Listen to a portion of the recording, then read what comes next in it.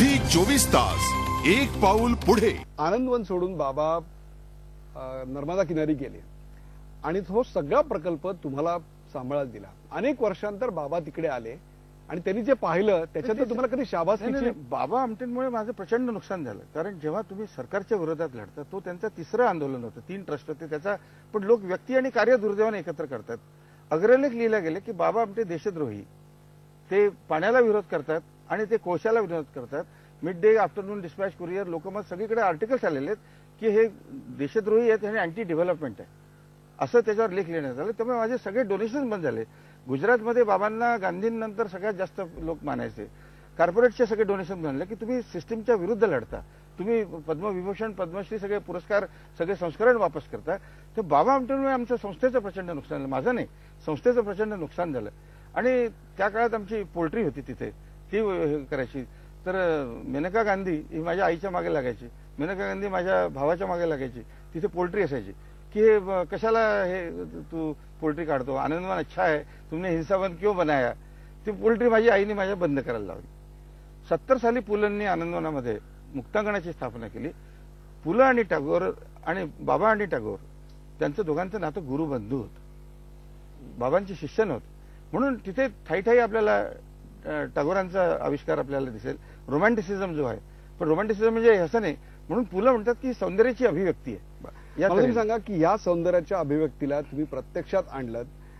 जेव्हा बाबा आनंदवनात परत आले तेव्हा त्यांनी काय शाबासकी दिली तुम्हाला? विश्वासच बसला नाही, ते ओळखू शकले नाही. आनंदवन इतकं त्यांना 12 वर्ष हा फार मोठा कालखंड असतो, त्यामुळे त्यांना ओळखताच आलं नाही कुठून आपण आलो, काय आलो. त्या तऱ्हेने ती एकच प्रकल्प नाही, असे अनेक प्रकल्प झाले. बाबांना इथे यायचं नव्हतं, पण आईने हे केलं. कारण तिला चिंता रोग झाला. इथे राहिले ते तिकडे चिंता, तिकडे राहिले तर इकडची चिंता. तुम्ही स्वरांजन नावाचा ऑर्केस्ट्राही काढला. हा, आम्ही याला आद्यपुरुष पु ल देशपांडे मानतो, कारण त्यांनी आनंदवनात मुक्तांगण स्थापन केलं. त्यानिमित्ताने भक्ती बर्वे, नाना पाटेकर, विजयाताई मेहता, नीना कुलकर्णी, प्रभाकर पणशीवर, आजच्या याच्यामध्ये प्रिया बापट असो, उमेश कामत असो किंवा निर्मिती सावंत वर्षानुवर्ष तिथे येतात की त्यांनी त्यांची कला दाखवतात आणि आनंदवनाची कला ते बघतात. त्यामुळे पु ल देशपांडे जेव्हा मी आद्य हे मानतो, पण तरीही सिनेमागृहात प्रवेश नव्हता. कारण माझी महारोगी लहानपणी सिनेमा बघायला गेले. गावामध्ये टुरिंग थिएटर आलं. आजही गावामध्ये सिनेमा थिएटर नाहीये. 3 लाखाचं गाव आहे पण सिनेमा थिएटर नाहीये. टुरिंग थिएटर आली, महारोगी बघायला गेले, हाऊसफुल. दुसऱ्या दिवशी गेले, हाऊसफुल. तिसऱ्या दिवशी ते बाबांना म्हणाले, बाबा हमको ये तिकीट नहीं देता मॅनेजर, जरा तो उसको बताओ ना बाबा. तर बाबा त्या मॅनेजरला म्हणतात, काय रे तू काय दाखवत नाही त्यांना, ते पैसे द्यायला तयार आहेत. अच्छा अच्छा अच्छा ठीक आहे, स्पेशल शो करू, स्पेशल चहासारखा आपण स्पेशल शो करू. महारोगी 15 गेलेत. मॅटिनी शो, सगळं थिएटर उघडं, पडद्यावर हालचाली दिसल्या, खुश झालेत. बाहेरून बघतात तर फिनाईलच्या बकेट्स घेऊन लोक उभे होते धुवायला थिएटर. त्यामुळे लहानपणापासून माझ्या मनात ते इच्छा होतं की हे नाही असं. आणि म्हणून आम्ही चित्र बदलावं असं तुम्हाला वाटलं. म्हणून असं वाटलं की संधी अवसर मिळाल्यानंतर 2002 मध्ये याची स्थापना केली. कुसुमाग्रजांनी त्याचं नाव आधी आनंदवन तुमच्या द्वारी, सगळे लोक तिथे येऊ शकत नाही, तुम्ही लोकांपर्यंत जा, तुमची निर्मिती केलेले प्रॉडक्ट्स. किंवा आम्ही रस्त्यावर राहतो, आजही तिथे बोरिवलीला ग्राहकपेठ सुरू आहे. मुंबईमध्ये ग्राहकपेठ दरवर्षी येते. कारण आम्हाला अजूनही संस्थेचं नाव महारोगी सेवा समिती बरोबर असल्यामुळे आदर्श पेठेत तरी, आदर्श सोसायटी तरी घर द्या आम्हाला. कारण संस्थेला अजूनही नाही. क्रिकेटपटू, सिनेमा स्टार्सला आपण घर देता, आम्हाला संस्थेला अजूनही घर नाहीये. फुटपाथवर आम्ही राहतो तिथे. कारण हॉटेलमध्ये प्रवेश नाही, पाणी देत नाही. माझी आजही कुष्ठरोगी तिथे ग्राहकपेठ बोरिवलीला चालू आहे. पण वर्षानुवर्ष ग्राहकपेठ दादरला राहते, माणसं माझी रस्त्यावर राहते, फुटपाथवर. तर हा त्यातला प्रयोग होतो. म्हणून कुसुमाग्रजांनी त्याचं नाव आनंदवन तुमच्याद्वारी. अशोक हांडे असं म्हणालेत की याला तू ऑर्केस्ट्रा म्हणू नको, याला आनंदवनाचा हा स्वर आहे, हा एक सुरांचा प्रवास आहे आणि हा एक सुडाचा एक विधायक प्रवास आहे की तुम्ही तिकीट काढूनही आम्हाला सिनेमागृहात प्रवेश नाही. We are on other side as a performer. म्हणून हा जगातला पहिला प्रयोग असतो की जो कुष्ठरोग्यांनी तो काढलेला असतो. दलाई लामा हे म्हणाले की ते धर्मगुरू आहेत असे प्रयोग बघत नाहीत, पण त्यांनी तो पूर्ण वेळ बघितलाय. माझे जे संस्थेचे सहकारी आहेत, माझे दीर्घ इथे जे आलेले आहेत, ज्याला आम्ही डायरेक्टर म्हणतो, सदाशिव ताजणे, आणि ते अपंग आहेत, माझे ज्येष्ठ सहकारी आहेत. त्यांच्या लग्नाला मंगलाष्टक पु ल, सुनीताबाई, कुमार गंधर्व, वसंतराव देशपांडे असं होतं. त्याच्यावर लेख, त्यांनी मूकबधीर मुलीशी लग्न केलं. तो पोलिओग्रस्त आहे, तो याचा डायरेक्टर आहे. आणि त्यांनी हा प्रयोग अशा सगळ्या एक प्रकारे अनेक व्याधींनी ग्रस्त असलेल्या लोकांकडून तुम्ही, कलावंतांकडून तुम्ही हा एक प्रकारे आनंदाचा स्वर आमच्या समोर आणला. ह्युमन पोटेन्शियल आहे की माझ्याकडे 200 लोक आहेत, माझ्या 6 गाड्या असतात, 1 कोटीची म्युझिक सिस्टीम आहे. षण्मुखानंद हॉलमध्ये जेव्हा आम्ही जातो, पण एकालाही ऑर्केस्ट्राचं स्पिलिंग जर करायला लावलं आपण तर मी आपल्याला बक्षीस देईन. म्हणून मला सगळे लोक, माझी बायको मला कलाकार म्हणते, मी गाणं म्हणायला लागलो की लोक उठून जातात.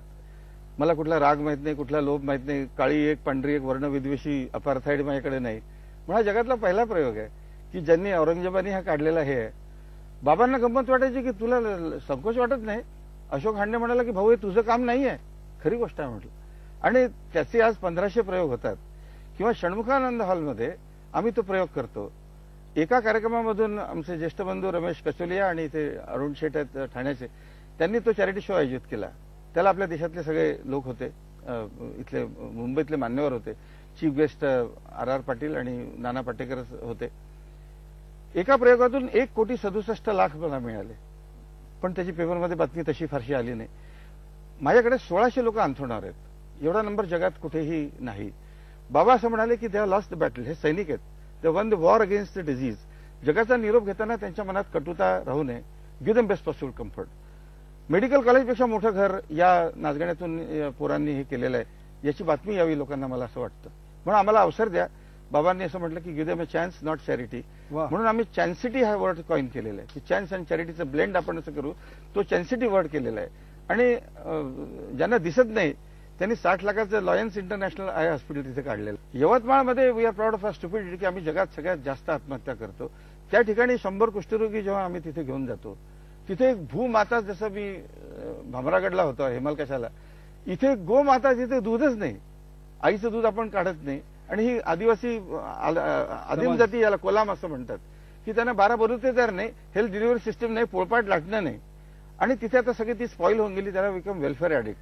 कारण त्यांना रॉकेल माहित नाही, स्टोव्ह माहित नाही. तर तिथे सगळ्यात मोठं परिमाण मला 2 ठिकाणी आदिम जातीमध्ये दिसतं की तिथे कुष्ठरोग्यांना विस्थापित केलेलं नाही, तिथे भिकारी नाही.